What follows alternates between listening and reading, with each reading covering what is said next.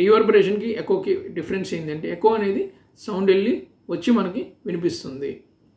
రీవర్బరేషన్ అనేది అక్కడే వెంటనే రిఫ్లెక్ట్ అవ్వడం వల్ల సౌండ్ వేవ్ అనేది మనకి వెంటనే వినిపిస్తూ దాని యొక్క ఇంటెన్సిటీ ఎలాగో తగ్గుతుంది కాబట్టి స్లోగా జీరోకి వెళ్ళిపోతుంది. This is called reverberation. Reverberation అర్థం అవ్వడానికి మనం ఒక చిన్న ఆడియో క్లిప్ చూద్దాం.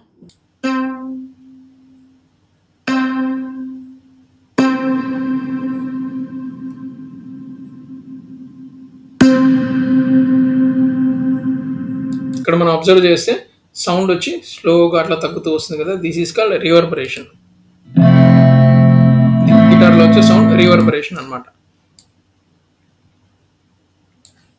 ఇంకా క్లియర్గా చూద్దాం.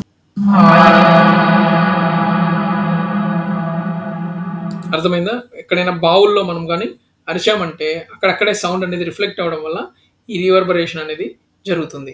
సిమిలర్గా రివర్బరేషన్ మాత్రమే కాకుండా రివర్స్ రివర్బరేషన్ అనే కాన్సెప్ట్ కూడా ఉంటుంది అనమాట. అంటే ఇప్పుడు సౌండ్ అనేది ఇట్లా విడిపోయినట్టు అనిపిస్తే రివర్బరేషన్, అలా కాకుండా విడిపోయిన సౌండ్ కలిస్తే రివర్స్ రివర్బరేషన్. ఇవి మూవీస్లో కొన్ని ఎఫెక్ట్స్గా వాడతారు అనమాట. ఇది రివర్స్ రివర్బరేషన్. రెండింటికి డిఫరెన్స్ మనం వినడం ద్వారా అర్థం చేసుకోవచ్చు.